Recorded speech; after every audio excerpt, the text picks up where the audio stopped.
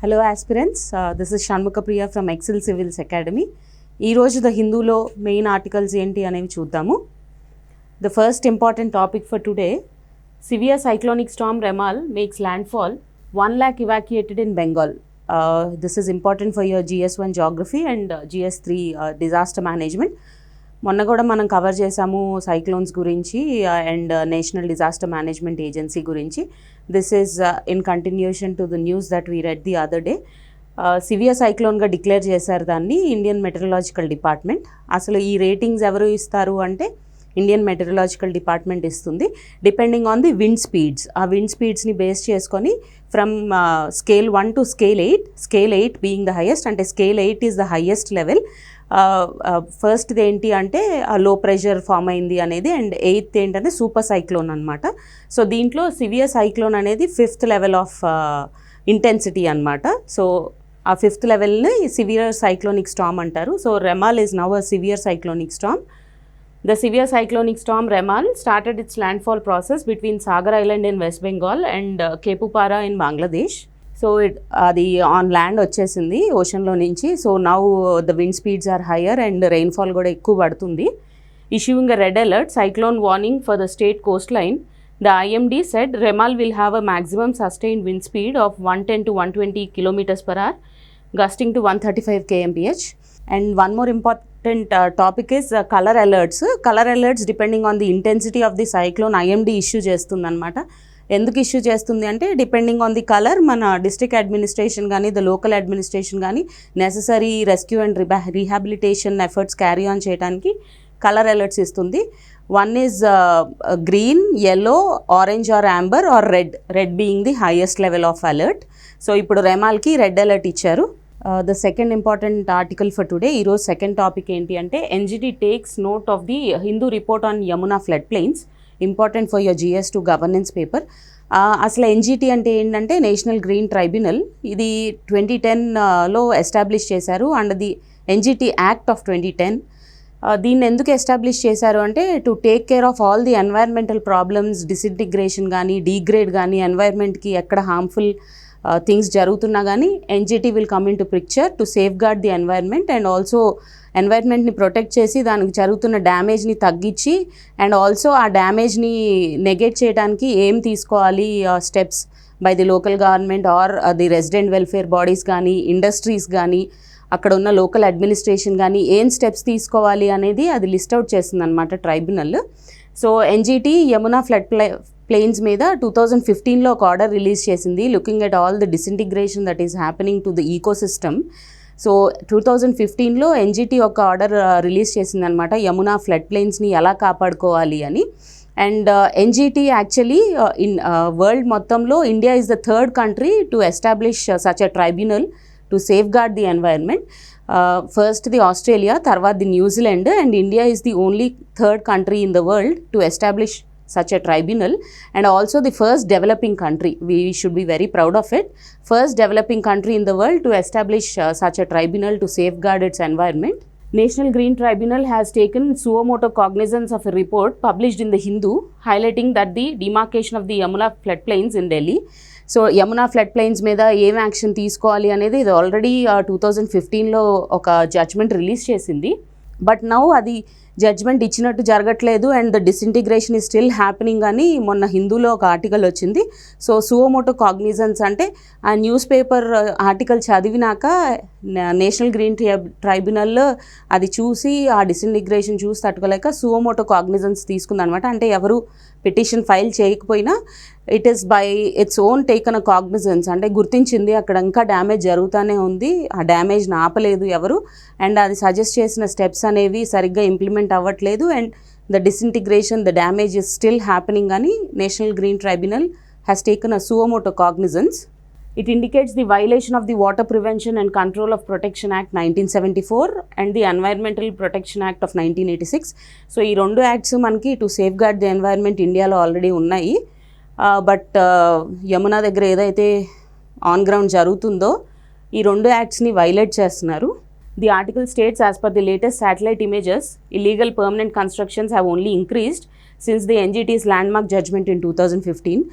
Satellite imagery use చేసి చూస్తే కనుక 2015 జడ్జ్మెంట్ ఇచ్చిన టైంలో ఎన్నైతే ఇల్లీగల్ కన్స్ట్రక్షన్స్ ఉన్నాయో దే హ్యావ్ యాక్చువల్లీ ఇంక్రీస్డ్, ఇంకా పెరిగాయి అనమాట illegal constructions. So NGT is not happy with what is happening on ground. రియాలిటీలో ఏం జరుగుతుంది, తను ఇచ్చిన జడ్జ్మెంట్కి క్వైట్ ఆపోజిట్ జరుగుతుంది ఆన్ గ్రౌండ్ అని it is not happy. NGT ఇచ్చిన 2015 ల్యాండ్ మార్క్ జడ్జ్మెంట్లో సజెషన్స్ ఏంటి అంటే సీవేజ్ ట్రీట్మెంట్ ప్లాంట్స్ కన్స్ట్రక్ట్ చేయాలని, controlled effluent treatment plants CETPs construct చేయాలి, అండ్ యమునా రివర్లోకి ఫ్లవర్స్ రిలీజియస్ థింగ్స్ వేయకూడదు అని, వేసిన వాళ్ళకి ఫైన్స్ ఇంపోజ్ చేయాలని, అండ్ ఆల్సో సెరికల్చర్ కానీ హార్టికల్చర్ కానీ యమునా ఫ్లడ్ ప్లెయిన్స్లో రెస్ట్రిక్టెడ్ ఏరియాస్లో చేయకూడదు అని చాలా జడ్జ్మెంట్స్ ఇచ్చింది. బట్ ఏవి సరిగ్గా ఫాలో అవ్వట్లేదని చెప్పి the thing is again in news now. తర్వాత ఇంపార్టెంట్ న్యూస్ ఈరోజు న్యూస్ పేపర్లో ఏంటి అంటే India records trade deficit with 9 of top 10 trading partners in 23-24. GS3 ఎకానమీకి ఇంపార్టెంట్ ఈ టాపిక్. ట్రేడ్ డెఫిసిట్ అంటే ఏంటి అంటే when we are importing more when compared to the things that we are exporting, అంటే when the value of imports is greater than the value of exports, and మనం export చేసేదానికంటే import చేసుకునేది ఎక్కువ ఉంటే కనుక we are set to be in a trade deficit. Trade deficit అంటే అది. So India is actually in a trade deficit now. It has been in trade deficit but now అంటే చెప్పుకోదగ్గ విషయం ఆర్ ఆనందించాల్సిన విషయం ఏంటి అంటే ఈ year trade deficit, the amount of trade deficit అనేది తగ్గింది. సో అది మనం ఇంకా ముందు న్యూస్లో చూద్దాము. India has recorded a trade deficit, the difference between imports and exports with 9 of it's top 10 trading partners including China, Russia, Singapore and Korea in 23-24. అంటే మనకు ఒక టాప్ 10 ట్రేడింగ్ పార్ట్నర్స్ ఉంటారు కదా ఇండియాకి, with which countries we do trade. Top 10 trading పార్ట్నర్స్లో 9 కంట్రీస్తో మనం trade డెఫిసిట్లో ఉన్నాం అనేది ఈ రిపోర్ట్లో ఉందన్నమాట. 9 కంట్రీస్లో మనం ఎక్స్పోర్ట్ చేసేదానికంటే ఇంపోర్ట్ చేసేది ఎక్కువ ఉందన్నమాట according to this report. China has emerged as India's largest trading partner with 118.4 billion USD of two-way commerce. అంటే మన టూ-వే కామర్స్ ఎక్స్పోర్ట్స్ కానీ ఇంపోర్ట్స్ కానీ దాని వాల్యుయేషన్ ఈ ఇయర్ చైనాతో 118.4 billion USD ఉంది. India has a free trade agreement with 4 of its top trading partners, Singapore, the UAE, Korea and the Indonesia. Free trade agreement అంటే ఏంటి అంటే ప్రిఫరెన్షియల్ ట్రీట్మెంట్ ఉంటుందన్నమాట. Free trade agreement can be bilateral, multilateral, అంటే 2 countries మధ్యలో agreement ఉండొచ్చు, or between blocs different countries మధ్యలో కూడా FTAs ఉండొచ్చు. FTAs ఇండియాకి టాప్ 10 ట్రేడింగ్ పార్ట్నర్స్లో ఈ 4 కంట్రీస్తో FTAs ఉన్నాయన్నమాట. బెనిఫిట్స్ ఆఫ్ FTA ఏంటి అంటే మనము డిస్కౌంటెడ్ ప్రైసెస్లో ఇస్తాము మన FTA ఉన్న పార్ట్నర్కి, అండ్ ఆల్సో ట్యాక్సెస్ తగ్గుతాయి, ప్రిఫరెన్షియల్ ట్రీట్మెంట్ ఉంటుంది. సో ఇప్పుడు ఫర్ ఎగ్జాంపుల్ మీరు మార్కెట్లో ఒక ఐటెంని పర్చేస్ చేయాలనుకున్నారనుకోండి, మీకు ఒక చోట దగ్గర నుంచి ఫర్ ఎగ్జాంపుల్ 5 రూపీస్కి దొరుకుతుంది, ఇంకో చోట దగ్గర నుంచి 7 రూపీస్కి దొరుకుతుంది. సో ఆబ్వియస్లీ మనం 5 రూపీస్ దగ్గర దొరికేదే కొనుక్కుంటాము. అట్లాగే ఫర్ ఎగ్జాంపుల్ సింగపూర్కి మనకి ఫ్రీ ట్రేడ్ అగ్రిమెంట్ ఉంది, మనం ఒక FTA ఉంది కాబట్టి మన దగ్గర మనం ట్యాక్సెస్ ఏమి చేయమన్నమాట ఆ ప్రోడక్ట్ మీద. సో మనం 5 రూపీస్కి అమ్ముతాము సింగపూర్కి, బట్ ఫ్రీ మార్కెట్లో సింగపూర్కి అదే ప్రోడక్ట్ 7 రూపీస్కి దొరికితే ఆబ్వియస్లీ మన దగ్గర ఉన్న 5 రూపీస్దే కొనుక్కుంటుంది. సో ప్రిఫరెన్షియల్ ట్రీట్మెంట్ ఉంటుంది, అండ్ వాల్యూమ్స్ ఆఫ్ ట్రేడ్ అనేది పెరుగుతాయి అన్నమాట FTAs ఉన్న కంట్రీస్తో. So those are the benefits of FTAs. India has a trade surplus of 36.74 billion USD with the US in 23-24. ఇప్పుడు మనకున్న టాప్ 10 ట్రేడింగ్ పార్ట్నర్స్లో US is the only country ఎక్కడైతే trade surplus ఉంది. యాక్చువల్లీ సర్ప్లస్ అంటే ఏంటి అంటే మనం ఇంపోర్ట్ చేసుకునే దానికంటే ఎక్స్పోర్ట్ చేసుకునే మెటీరియల్ ఎక్కువ ఉందన్నమాట USకి. So US is the only country in the top 10 trading partners. Trade surplus ఉంది మనకి. The surplus is also there with the UK, Belgium, Italy, France and Bangladesh. We have a trade surplus. India's total trade deficit is 238.3 billion USD, down from 264.9 billion USD in the previous fiscal. ఇందాక స్టార్టింగ్లో చెప్పుకున్నట్టు this year trade deficit అనేది మనది తగ్గింది. Last year 264.9 billion USD ఉండేదన్నమాట.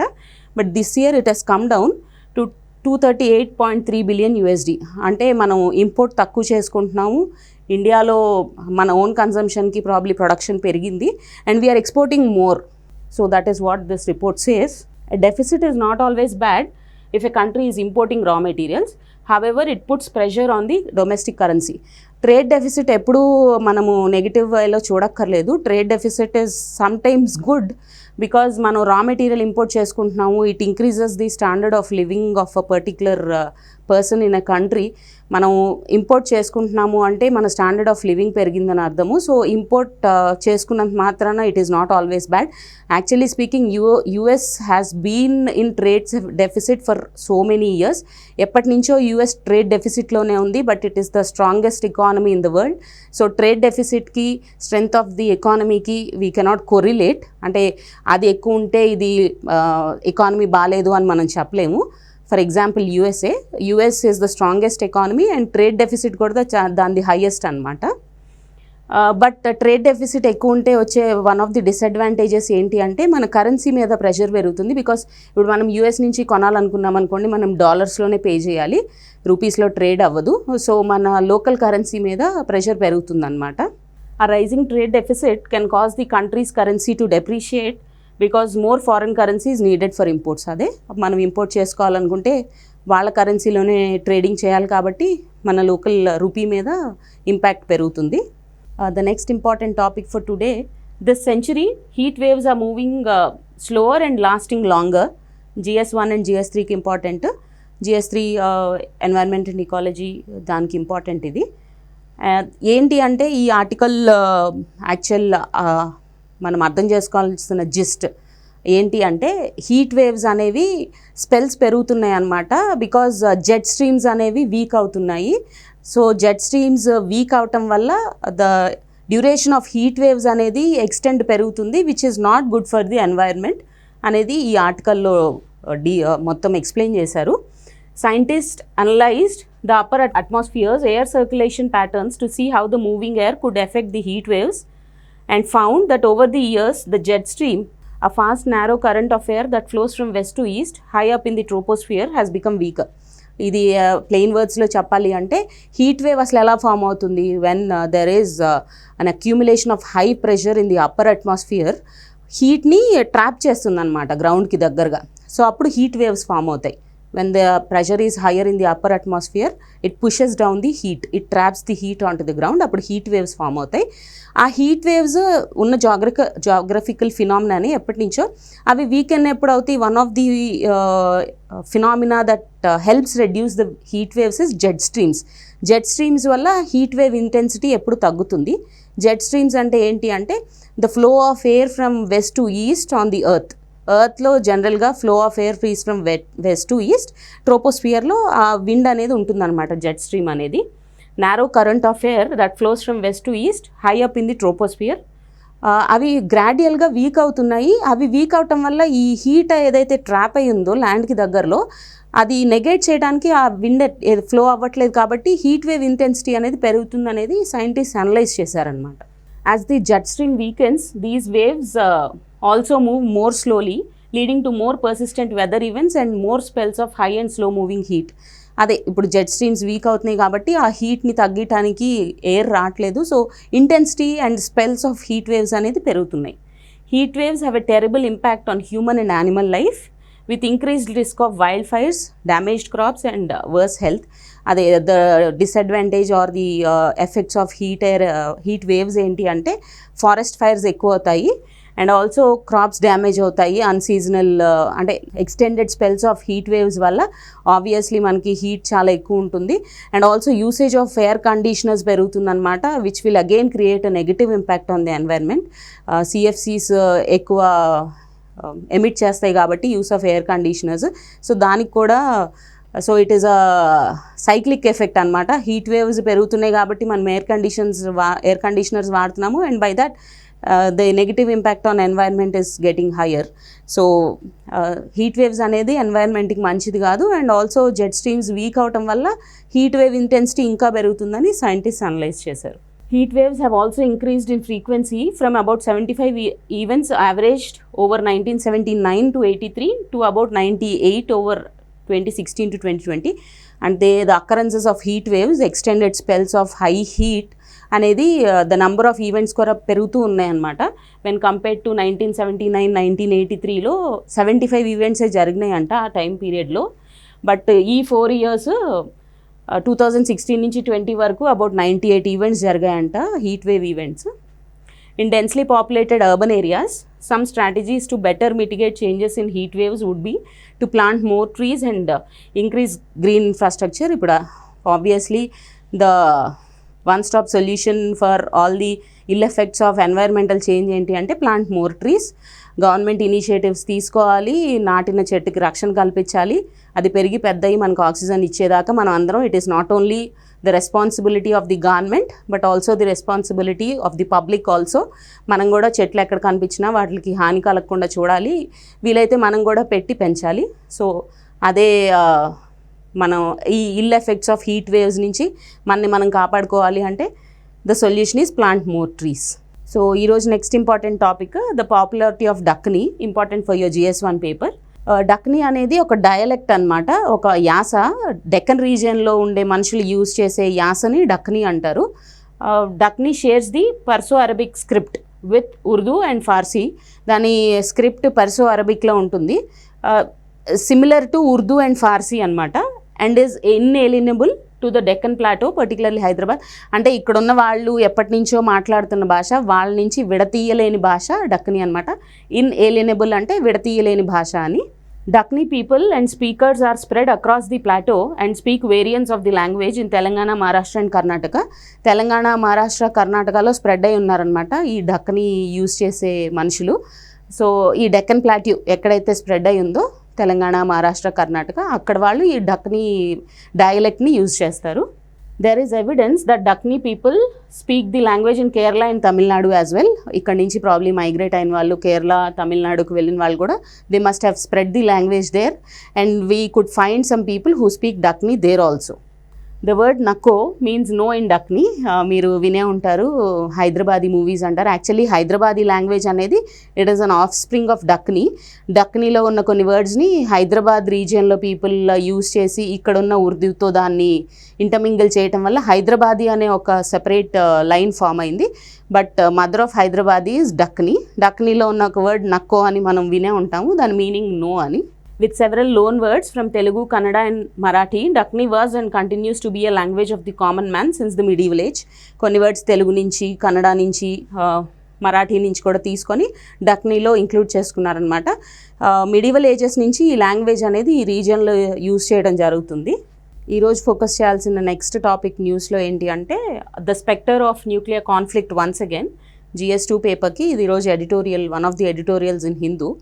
The spectre అంటే, spectre means మనం ఏదైతే జరగకూడదు అని, మనం ద మోస్ట్ డ్రెడెడ్ థింగ్, మనం ఏదైతే జరగకూడదు అని అనుకుంటామో అదే జరగబోతుందేమో అని ఈ అనలిస్ట్ ప్రెడిక్ట్ చేస్తున్నారనమాట. మనం ఏదైతే జరగకూడదు అనుకుంటామో that is nuclear conflict, it is on the verge of occurrence అనేది ఈ ఆర్టికల్లో చెప్తున్నారు. France is in possession of what would be among the largest nuclear arsenals in the world. France also has the world's one of the largest nuclear arsenals in the world. A possible use of nuclear weapons in Russia-Ukraine war is no longer in the realm of fantasy. And ఏంటంటే Russia Ukraine war నడుస్తుంది and మనం మొన్న చూసాం కూడా Russia is planning to conduct nuclear drills. So అది ఇంతకు ముందంతా fantasy లాగా ఎప్పుడో జరుగుతుందని మనం అనుకునేవాళ్ళం న్యూక్లియర్ వార్ అనేది. But we are on the verge of looking at it happening in reality. అంటే అది జరుగుతుందిలే అని ఎప్పుడో ఊహల్లో ఉండేది ఇప్పుడు నిజంలోకి వచ్చేసిందేమో అని ఈ అనలిస్ట్ ఫీల్ అవుతున్నారు. It is not for the first time since Cuban Missile Crisis in 1962 that the specter of a nuclear conflict is coming to haunt the globe. అంటే రీసెంట్గా చాలా ఈవెంట్స్ జరుగుతూనే ఉన్నాయి. చాలా కంట్రీస్ అంటే the nuclear powers in the world ఎప్పటికప్పుడు military drills చేసేటప్పుడు కానీ ఈ మన ఫియర్ ఏదైతే ఉందో న్యూక్లియర్ వార్ అనేది ఎప్పుడు రెన్యూ అవుతానే ఉంది. బట్ ప్రీవియస్ హిస్టరీలో మనం చూసుకున్నట్టయితే Cuban missile crisis in 1962 was one of the important event when Weaver on the verge of a nuclear full blown nuclear war అనమాట. క్యూబన్ మిసైల్ క్రైసిస్ ఏంటి అంటే during the cold war USA and the USSR were involved in a cold war. US ఏం చేసిందంటే Turkey and ఇటలీలో క్యూబాని invite చేయడానికి అని చెప్పి nuclear మిసైల్స్ని స్టేషన్ చేసిందనమాట. And Russia came to the rescue of Cuba and క్యూబాలో న్యూక్లియర్ వెపన్ రిలీజ్ సిస్టమ్స్ని కానీ న్యూక్లియర్ వెపన్స్ని అక్కడికి తీసుకొచ్చి లాంచ్ చేయడానికి ప్లాన్స్ కానీ రెడీ చేసింది Russia. So both were on the verge of launching a full blown nuclear attack, and full blown nuclear అటాక్కి అప్పుడే అడుగులు పడినాయి అనమాట. బట్ సమ్హౌ ఇట్ డిసిపేటెడ్, కొంచెం సద్దుమణిగింది, and both countries were involved in talks and the danger was averted. అది జరగకుండా ఆపగలిగాయి US and USSR with discussions and డెలిబరేషన్స్తో. అది ఆ ఇష్యూ అనేది సద్దుమణిగిపోయింది అనమాట. But then it was touted to be full blown nuclear war. అందరూ ఎక్స్పర్ట్స్ ఫీల్ అయ్యారనమాట, ఇంకా ఆపగలిగేది లేదు, న్యూక్లియర్ వార్ అనేది ఇంకా జరగటం కన్ఫర్మ్ అని ఫీల్ అయ్యారు ఆ క్యూబన్ మిసైల్ క్రైసిస్ అప్పుడు. In November 2023, Russia has revoked its ratification of a major international agreement, the Comprehensive Test Ban Treaty, which is intended to prevent all forms of nuclear explosions, either for civilian or military purposes. అంటే ఇప్పుడు ఇంకొక issue ఏంటి, are the spectre of nuclear war మళ్ళీ ఎందుకు renew అయింది అంటే, Russia రీసెంట్గా November 2023లో కాంప్రిహెన్సివ్ టెస్ట్ బ్యాన్ ట్రీటీ రాటిఫికేషన్ని రివోక్ చేసింది. మనం మొన్నే చెప్పుకున్నాం రాటిఫికేషన్ అంటే ఏంటి అంటే, ఒక అగ్రిమెంట్ని వాళ్ళ లా మేకింగ్ బాడీలో పెట్టి అందరూ అగ్రీ చేసినాక the deal is set to be ratified. ఇప్పుడు కాంప్రిహెన్సివ్ టెస్ట్ బ్యాన్ ట్రీటీ అంటే ఏంటంటే, it has been accepted in the UN 1996లో. కాంప్రిహెన్సివ్ టెస్ట్ బ్యాన్ ట్రీటీ అనేది యుఎన్ జనరల్ అసెంబ్లీలో ప్రవేశపెట్టారు, and with 44 states as the signing members. దాంట్లో ఉన్న outline ఏంటి అంటే, it will stop all the countries from nuclear explosions. అంటే ఎవరు టెస్ట్ చేయకుండా, న్యూక్లియర్ ఎక్స్ప్లోజన్ టెస్ట్ చేయకుండా ఉండటానికి ఈ బ్యాన్ ట్రీటీని ఫోర్స్లోకి తీసుకొచ్చారనమాట. దీంట్లో 44 స్టేట్స్ ఉంటే 8 స్టేట్స్ మాత్రం దీన్ని అప్పుడు సైన్ ఆన్ రాటిఫై చేయలేదు. 5 కంట్రీస్ యాక్చువల్లీ సైన్ చేశాయి కానీ రాటిఫై చేయలేదు. Those are China, US, Iran, Israel and Egypt. ఇవి సైన్ చేశాయి ట్రీటీని, బట్ రాటిఫికేషన్ జరగలేదు. And there are 3 countries which have not even signed nor ratified. అవేంటి అంటే republic of north Korea and India and Pakistan. ఇవి సైన్ చేయలేదు, ratify చేయలేదు. India, Pakistan are two of those 3 nations. So Russia రీసెంట్గా రాటిఫికేషన్ని కూడా రివోక్ చేసేసింది. సో ఆ 44 స్టేట్స్లో 8 కాకుండా ఇది కూడా ఒకటి అనమాట, which are not part of the treaty.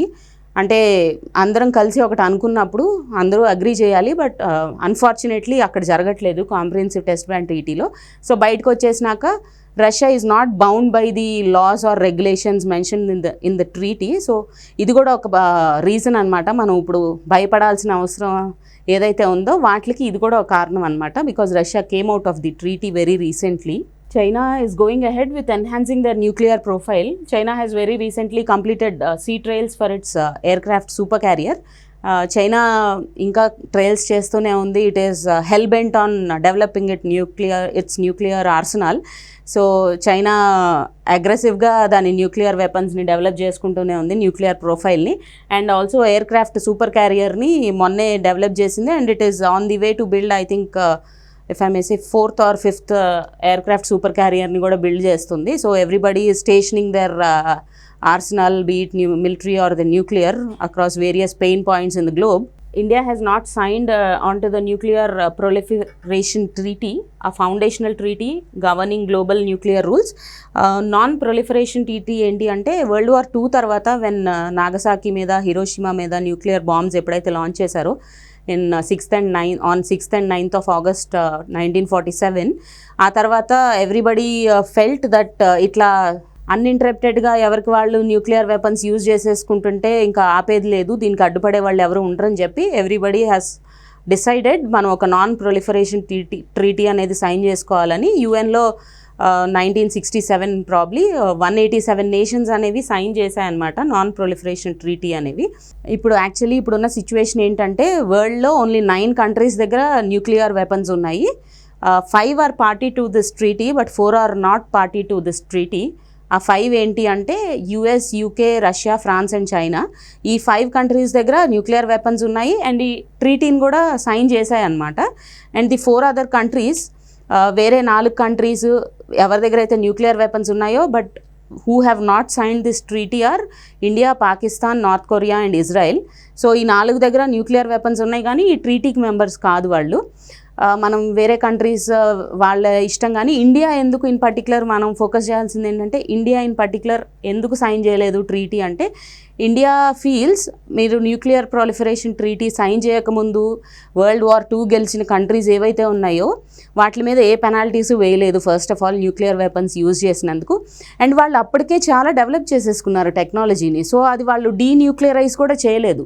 వాళ్ళ దగ్గర ఆల్రెడీ ఎగ్జిస్టింగ్ న్యూక్లియర్ టెక్నాలజీ ఏదైతే ఉందో వాళ్ళు వాళ్ళ దగ్గరే పెట్టేసుకున్నారనమాట. ఎవరూ డీన్యూక్లియరైజ్ చేయలేదు. ఇప్పుడు కొత్తగా వచ్చే కంట్రీస్కి రెస్ట్రిక్షన్స్ ఎందుకు? ఇప్పుడు ఫర్ ఎగ్జాంపుల్ సే చైనా ఉంది, మన మీదకి న్యూక్లియర్ అటాక్ చేయడానికి మన బెదిరించింది అనుకోండి, మనం కూడా ఇనఫ్ స్ట్రెంగ్త్ పెట్టుకోవాలి కదా మన దగ్గర. So India vent ahead and conducted nuclear weapons testing in Pokhran.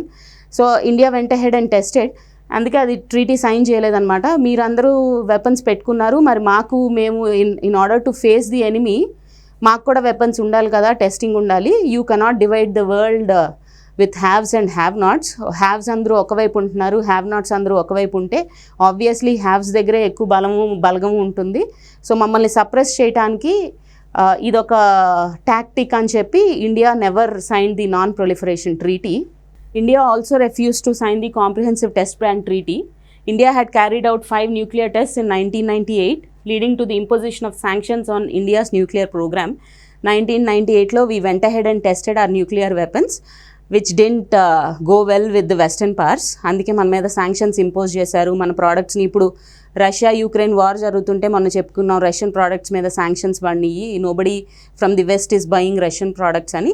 The same thing happened with India in 1998. Indian products మీద కూడా శాంక్షన్స్ పెట్టారనమాట. బికాజ్ మనం ఎవరి అప్రూవల్ తీసుకోకుండా we went ahead and tested our nuclear weapons. Consequent on the India-US nuclear deal, India agreed to separate its nuclear programs into civilian and military nuclear programs. India-US nuclear deal అనేది జరిగింది in the year 2008. దానివల్ల ఇండియాకి వచ్చిన benefits ఏంటి అంటే, మన మీద ఏ అయితే శాంక్షన్స్ పడినాయో, మనకి యురేనియం అమ్మకూడదు ఆర్ మన మీద ఏదైతే శాంక్షన్స్ ఉన్నాయో in terms of nuclear technology, ఆ శాంక్షన్స్ లిఫ్ట్ అయ్యాయి అనమాట. మనం దీనికి ఒప్పుకున్నాం. యాక్చువల్లీ మనము న్యూక్లియర్ టెస్టింగ్ని, న్యూక్లియర్ ప్రోగ్రామ్ని సివిలియన్ అండ్ మిలిటరీ యూజెస్ కింద డివైడ్ చేసుకున్నాం అనమాట. So we are not conducting military nuclear testing, but civilian purpose, that means power జనరేషన్కి కానీ మన అదర్ సైంటిఫిక్ నీడ్స్కి కానీ we are conducting nuclear test. And మనము ఈ ట్రీటీ సైన్ చేయటం వల్ల, the US India nuclear deal sign చేయటం వల్ల మనకు వచ్చిన బెనిఫిట్స్ ఏంటి అంటే, మన మీద బ్యాన్ లిఫ్ట్ అయింది and we are able to import uranium raw material మన పవర్ ప్లాంట్స్కి, మన ఎవర్ రైజింగ్ ఎనర్జీ డిమాండ్ని మీట్ అవ్వడానికి. మన దగ్గర ఇండియాలో యాక్చువల్లీ యురేనియం డిపాజిట్స్ ఎక్కువ లేవన్నమాట. They will not be sufficient to meet our power demands. So మనం యురేనియం ఇంపోర్ట్ చేసుకోవడానికి ఈ డీల్ చాలా యూజ్ అయింది. అండ్ మన quantum of nuclear energy in terms of total energy output in India అనేది పెరిగింది. అంటే కోల్ మీద డిపెండెన్స్ కొద్దిగా తగ్గింది, because we are depending or encouraging nuclear energy to meet our power demand. So everyday చేసినట్టే ఈరోజు మోడల్ ప్రిలిమ్స్ క్వశ్చన్ చూద్దాము. With reference to heat waves, consider the following statements. An increase in humidity will worsen the impact of a heat wave. India does not recognize heat wave as a disaster under the Disaster Management Act of 2005. So which of the following statements are correct? Only one, only two, both 1 and 2, or neither 1 nor 2? The correct answer is C. Both 1 and 2 are correct. An increase in humidity will worsen the impact of a heat wave. Obviously heat wave ఉన్నప్పుడు humidity పెరిగితే అది double impact అనమాట. Restlessness కానీ discomfort కానీ levels పెరిగిపోతూ ఉంటాయి heat wave ఉన్నప్పుడు humidity పెరగటం వల్ల కూడా. India does not recognise heat wave as a disaster management యాక్ట్లో డిజాస్టర్గా లిస్ట్ చేయలేదు హీట్ వేవ్స్ని. So both the statements are correct. So the answer is C. And this is the model mains question for today. Heat waves are among the most dangerous of natural hazards, the frequency and intensity of which will rise in the 21st century due to climate change. Discuss. So heat waves ante enti, dani asalu heat waves raataniki reasons enti, and the ill effects of heat waves and why are they rising in the 21st century. Climate change impact ఎట్లా పడుతుంది heat wave మీద అనేది మీరు ఈ క్వశ్చన్లో discuss చేయాలి. So as we tell everyday మీరు డెఫినెట్గా ఆన్సర్స్ రాసి ఈ ఈమెయిల్ ఐడికి పంపించండి. Will definitely evaluate them and get back to you with the feedback. So that is all for today. Hopefully మీకు ఈ సెషన్ నచ్చింది అనుకుంటున్నాము. There is no shortcut to success and there is no substitute for hard work. Thank you.